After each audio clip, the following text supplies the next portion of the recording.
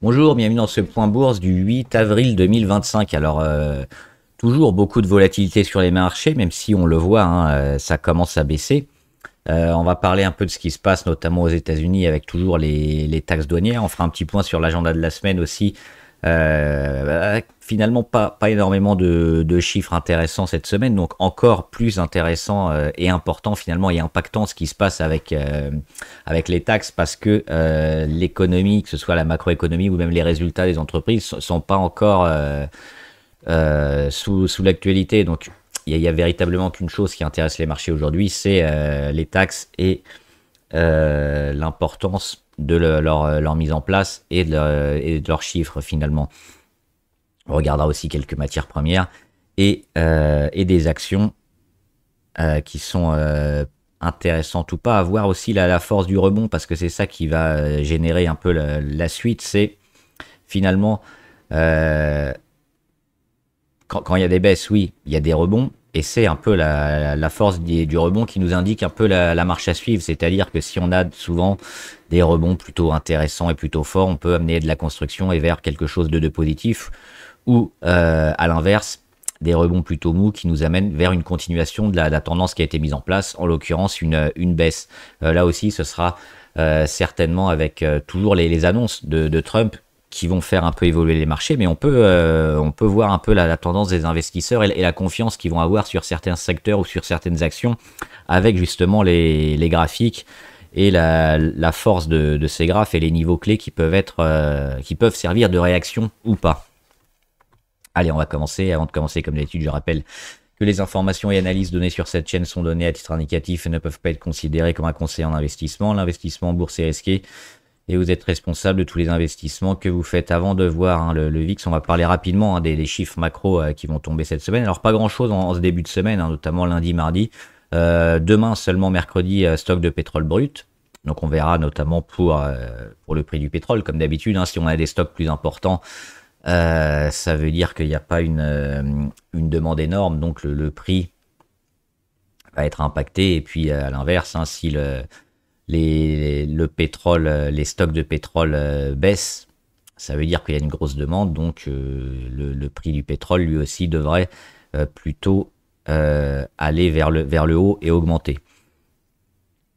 Jeudi, on aura l'IPC en Chine et prix à la production. Alors, l'IPC, ça nous sert notamment de mesurer l'inflation. C'est pas forcément le plus important sur ce qui se passe en Chine actuellement, mais ça nous donne une indication sur la santé financière aussi et le ralentissement ou pas de l'économie. Parce que si vous avez une inflation importante, finalement, c'est que le pays va plutôt bien et que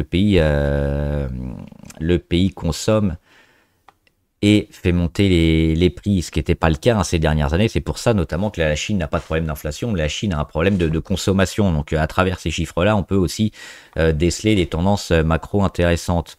14h30 jeudi, la même chose mais aux États-Unis. Là, on sait l'importance que ça a, notamment avec la Fed, IPC et IPC Core. Et à la même heure, inscription hebdomadaire au chômage. On s'attend toujours autour des 220 000 nouvelles inscriptions vendredi. On aura quelques chiffres, notamment du PIB en Grande-Bretagne, de l'IPC en Allemagne, production industrielle en Inde, masse monétaire aussi en Chine, mais surtout 14h30 prix à la production aux États-Unis et anticipation d'inflation à 16h sur l'année et sur les 5 ans. Et enfin, à 16h, confiance consommateur au Michigan. Donc là aussi, ça dépend quand tu fait l'enquête, parce qu'avec tout ce qui se passe actuellement, c'est certainement des chiffres qui vont être assez volatiles aussi. Pour revenir à la volatilité, on l'a ici, on en avait parlé récemment avec les grands pics historiques qu'on a eu, notamment la crise des subprimes avec la faillite Lehman Brothers en 2008 ici, à 89, le Covid à 86, le carry trade à 72 et les taxes de Trump à 58, et finalement, peut-être la fin, c'est déjà beaucoup, mais parce qu'on le voit, souvent quand on a des gros pics comme ça, on a aussi des baisses assez fortes. Pour le coup, c'est souvent des mouvements très forts, très violents, mais il n'y a pas de construction dans la volatilité. On va très haut et puis on revient un peu très bas. On le voit sur ce qu'on avait fait, notamment sur le carry trade ici, ou le Covid, même si on avait un peu de... On était monté en plusieurs fois, on le voit quand ça commence à descendre et à descendre fortement, ce qui est un peu le cas ici déjà, hein, parce qu'on peut voir les pourcentages. On est monté hop, de 163%, et puis là on baisse déjà par rapport au plus haut de 33%. Et si on a une confirmation avec les droits de douane notamment, ça continuera à baisser. Alors pourquoi ça baisse notamment et pourquoi les marchés sont verts? Pourquoi c'est intéressant? Alors d'une part pour deux choses, hein, à la fois pour des niveaux de valorisation, parce que quand on a eu des baisses comme ça, il y a pas mal de valeurs qui sont intéressantes. Alors on va pas non plus se précipiter sur des achats. Ce qu'on attend, c'est de voir aussi la force des rebonds. On va en reparler après avec les graphiques. Et surtout, ce qui fait pas mal aussi bouger les marchés actuellement, c'est les annonces de Trump qui a annoncé déjà des accords pour notamment les droits de douane et éventuellement les baisser. Donc à voir comment il va annoncer ces prochains jours. On l'attendait peut-être un peu plus tard, hein, ces annonces de Trump. Alors comme d'habitude, ça va être le chaud et le froid, mais il est prêt à négocier. Et c'est le but, hein, de ces taxes. Il met pas des taxes comme ça pour embêter tout le monde. Ça a un but, c'est d'obtenir en échange des contreparties. Et ces contreparties, il va peut-être les obtenir. Il est déjà en relation avec le Japon notamment. La Chine pourrait suivre. Donc un peu de détente sur les marchés, parce qu'on voit qu'il y a peut-être une porte de sortie sur ces taxes qui vont un peu mettre tout le monde dans le rouge. Et finalement, bah, si on trouve un terrain d'entente, allez, l'économie repartira. Alors ça se fera pas du jour au lendemain, mais on a déjà des possibles négociations, notamment avec le Japon, et puis peut-être aussi avec la Chine. On en reparlera ces prochains jours. Donc les marchés aiment bien ça. Et donc baisse de volatilité, et la plupart des marchés sont dans le vert aujourd'hui, avec beaucoup de rebonds. Est-ce qu'il faut acheter? Est-ce qu'il faut rentrer absolument? Ça va dépendre de ce qui va se passer par la suite avec les annonces, hein, de Donald, et éventuellement les pays et les secteurs touchés. On peut aussi se baser sur des niveaux plus fondamentaux avec des niveaux de valorisation qui sont revenus intéressants sur certaines valeurs. Acheter, oui et non, parce que ça va dépendre aussi du momentum. On le voit sur certaines actions, toujours avec l'IA par exemple, où on a un peu plus de mal. Le jour où ça reprendra, on aura certainement un rattrapage intéressant. Donc c'est ça qu'on va voir aujourd'hui, un peu les dynamiques, les rebonds, et les forces des rebonds qui nous indiquent certainement des achats plutôt intéressants par rapport à d'autres. On va regarder rapidement le CAC 40. Alors on n'a pas encore clôturé, mais on le voit, quasiment tout est vert, sauf principalement l'automobile, forcément, hein. Toujours des grosses taxes. Stellantis, à quelques minutes de la clôture, est à -1. Renault est quasiment à -1. Et puis les valeurs défensives, hein, on le sait, elles marchent bien quand tout est rouge, mais quand tout est vert, elles marchent un peu moins bien. Orange, Carrefour, Danone.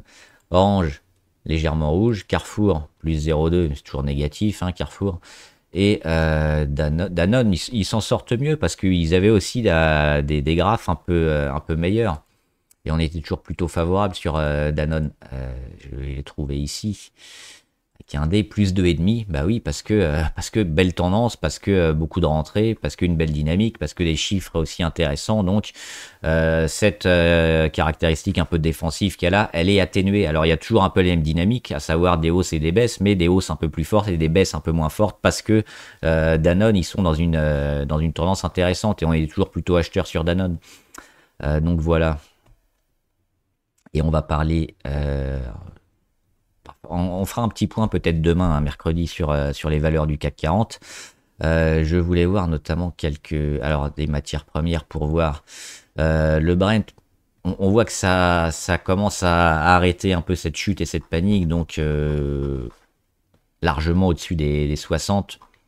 On n'est pas dans de la baisse avec de la récession certaine aux États-Unis, et puis plus de commerce avec tout le monde, avec des taxes qui semblent déjà être négociées. Donc c'est plutôt intéressant de voir, hein. Souvent ça va par 3 jours, hein, les grosses baisses comme ça, les attaques avec les paniques et les médias. C'est plus ou moins boum boum boum, 3 grosses journées, 3 rouges, et après on commence à voir de la réaction.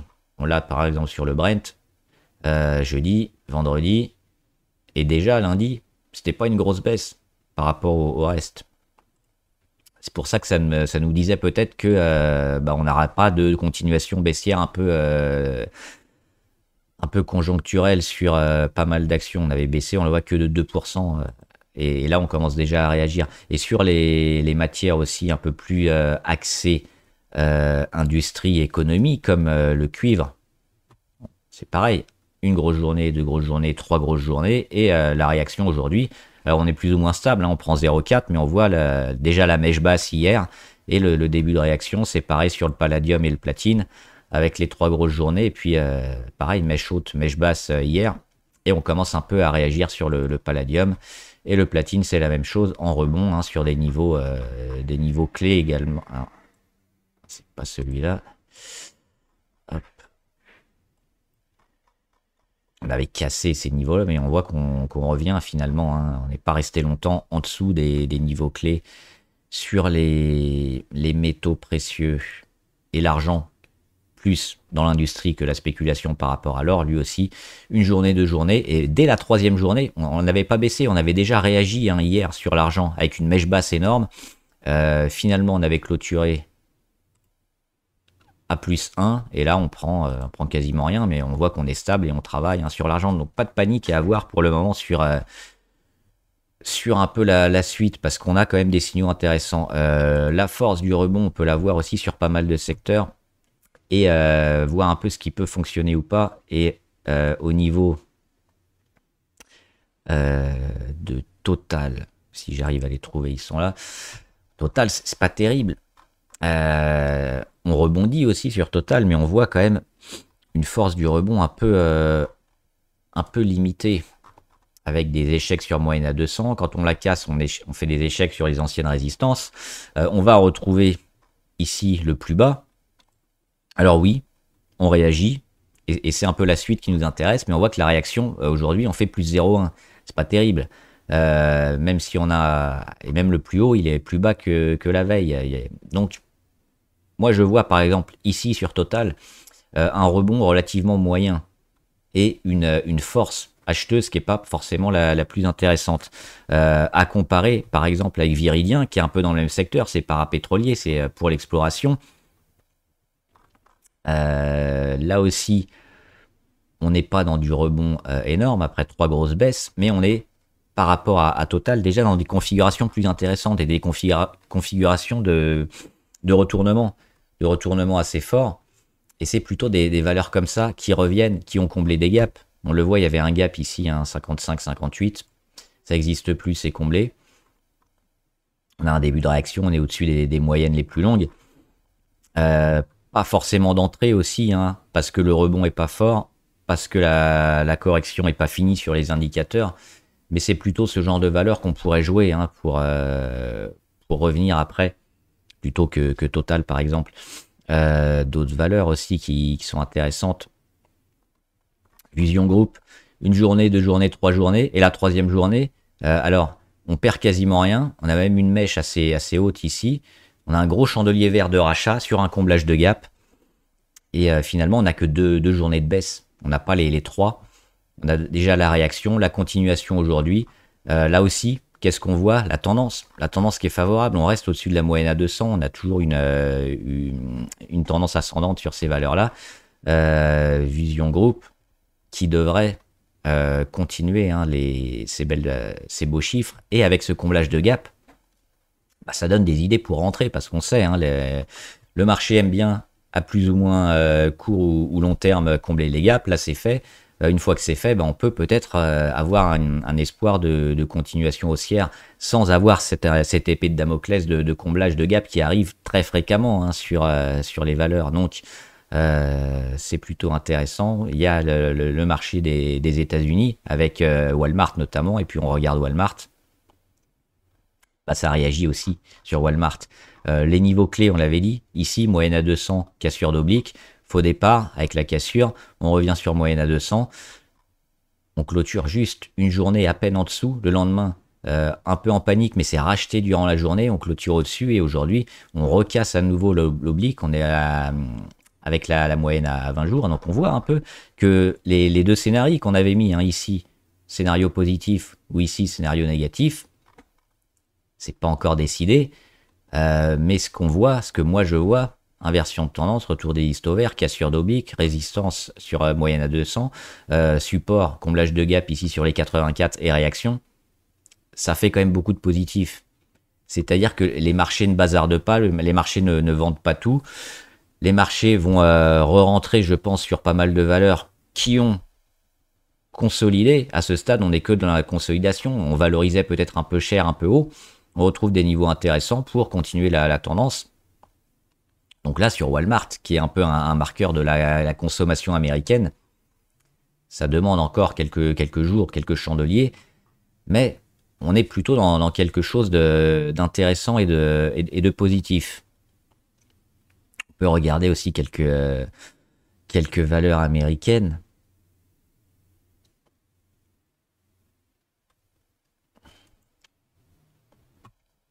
Avec Alphabet, on, on est toujours dans cette phase, on le voit avec les plus hauts de plus en plus bas sur le RSI. C'est pareil sur le cours. C'est pour ça que moi, je ne jouerai pas sur beaucoup de valeurs des achats maintenant, mais j'attendrai une confirmation. Alors, il vaut mieux, je pense, c'est ma stratégie, après chacun fait comme il veut, il vaut mieux attendre et rentrer peut-être un jour ou deux après.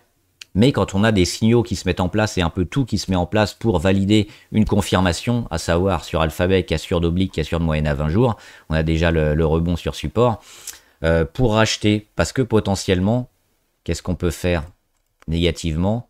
Ben, on va aller ici, on va tester l'oblique, on va tester la moyenne à 20, et puis si ça va pas, si Trump il nous fait encore n'importe quoi, ben on revient et on baisse. Et on achète là, et finalement, ça continue. Donc moi, ce que je veux, c'est qu'on ait des confirmations et des signaux verts qui s'alignent. Ici, un support, on réagit dessus. C'était la zone de gap qu'on a comblée, hein, 143, c'est une ancienne zone de gap, donc très intéressant. On le comble, on réagit, c'est un premier signal vert. Le deuxième, cassure de moyenne à 20, cassure d'oblique, et retour sur moyenne à 200. Donc éventuellement, en anticipation, ce qu'on peut faire, c'est acheter ici cette cassure-là, et une nouvelle rentrée, la cassure de la moyenne à 200. Donc on a un premier achat ici, un deuxième achat ici pour renforcer ou pour rentrer. Mais aujourd'hui, ça me semble un peu tôt sur beaucoup d'actions. C'est peut-être le déclencheur, c'est peut-être le mouvement, c'est peut-être le signal sur pas mal de valeurs qu'on va rebondir. Mais il vaut mieux attendre les confirmations qui vont suivre sur pas mal d'indicateurs. Donc ça reprend un peu. Là, j'ai pris Alphabet, mais ça reprend un peu quasiment beaucoup d'actions qui sont dans le même sens, dans le même état d'esprit, à savoir des corrections, voire des dégradations. Une petite réaction, et c'est la force de cette réaction qu'il faut acheter ou pas. Si on a une réaction relativement faible, parce que là on est en rebond technique, bah ça vaut rien. Par contre, si on a une réaction un peu plus forte, il faut rentrer. Je pense pas maintenant parce que c'est anticipé, mais il vaut mieux rentrer après, quelques jours après, quand on a un peu la confirmation que la tendance va effectivement se mettre en place.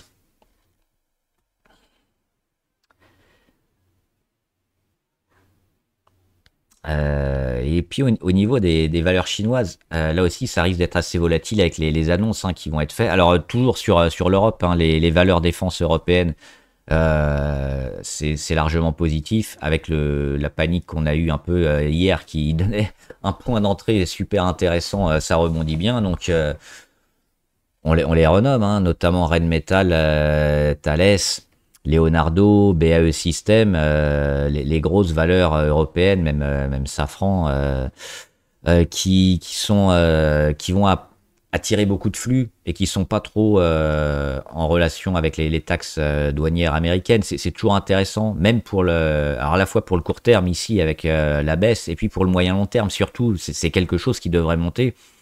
Il n'y a jamais de certitude, mais il y a tellement d'argent qui est mis en place, tellement de contrats qui sont en train de se faire sur ces choses-là, que je pense que c'est maintenant qu'il faut, et même les jours d'avant, les semaines d'avant, qu'il faut investir sur ce secteur-là, un secteur défense-guerre. 2025-2026, on devrait avoir des progressions intéressantes Donc profiter hein, des petites baisses, se placer, acheter en DCA. Et on le voit, on va certainement, malgré les valorisations déjà élevées, continuer à progresser sur ces chiffres-là et ces valeurs-là. Juste pour finir avec la Chine, pas mal de valeurs toujours intéressantes avec la Chine, mais là aussi, ce qu'on attend, c'est des confirmations. On revient ici, hein, plus ou moins sur Alibaba, autour des 100, alors un peu au-dessus, un peu en dessous. Ce qu'on attend, c'est une confirmation de la MACD avec inversion de tendance des lignes. Hein. C'est le signal pour rentrer en court terme et en analyse technique. Rebond éventuellement sur moyenne à 200. Là, on est toujours au-dessus, donc on est plutôt positif, mais on est toujours dans une tendance dégradée. On baisse de 148 à 130, à 120. Là, on est à 109. On n'a pas encore fait un changement de dynamique. On est toujours, même si on remonte, et là on voit qu'on ne remonte pas, éventuellement dans du rebond technique. Donc pour l'instant, il n'y a rien à faire sur des valeurs comme ça, même si on le voit, les pics de volume sont plutôt intéressants et sous-tendent qu'on peut avoir une réaction prochainement. On va plutôt éviter d'anticiper et attendre cassure d'oblique comme souvent, hein, plus ou moins moyenne à 20. Cesson et inversion de tendance MACD, et retour aussi du RSI au-dessus des 30, ce sont des signaux intéressants. Et puis pour finir, on a Xiaomi. Et là, on voit le début peut-être d'une réaction un peu plus forte sur Xiaomi. Et puis, c'est ces niveaux-là qui m'intéressaient. Hein. On avait parlé des 4,76 sur Xiaomi. Échec. Et puis, elle avait cassé très fortement. On avait fait le dessin. Retour sur 4,76, réaction. On a ce phénomène qui est en train de se passer. Retour sur 4,76, moyenne à 200, réaction. Donc, ce qu'on attend, éventuellement, acheter maintenant, ça peut... Par rapport à d'autres valeurs, ça peut se faire parce que on a des signaux un peu plus forts, à savoir, on est toujours au-dessus de la moyenne à 200. On a ce phénomène de support qui est racheté sur les 4,76. On a des chandeliers verts qui impliquent des achats durant la séance un peu plus forts avec la force des chandeliers. On le voit, ils sont très gros. Il nous manque quoi? Il nous manque l'inversion de tendance niveau MACD. Et puis on a eu aussi, on le voit hein, ici, voilà, le RSI qui est allé sous les 30, notamment hier à 27, et on en ressort déjà. Donc, on a un peu plus de signaux qui nous disent éventuellement sur Xiaomi, c'est intéressant, ça va effectivement rebondir. Donc, il y a plus de chances d'acheter ça et d'avoir effectivement la cassure que sur d'autres valeurs. La suite, on la connaîtra après, mais c'est un peu ça, un peu le thème de cette vidéo, c'est ne pas anticiper ou acheter plutôt les valeurs toujours bien orientées avant les problèmes de correction ou de consolidation qui devraient avoir des statistiques plus fortes pour effectivement se retourner, comme par exemple ces valeurs-là. Voilà, j'espère que la vidéo vous a aidé. N'hésitez pas à me dire ce que vous en pensez. Puis demain, on fera probablement un petit point sur le CAC 40 et puis on continuera hein, de suivre les évolutions des valeurs. Si vous avez des questions, n'hésitez pas, mettez-les en commentaire et des valeurs que vous voulez qu'on suive. On le fera aussi en graphe. Bon trade, à plus!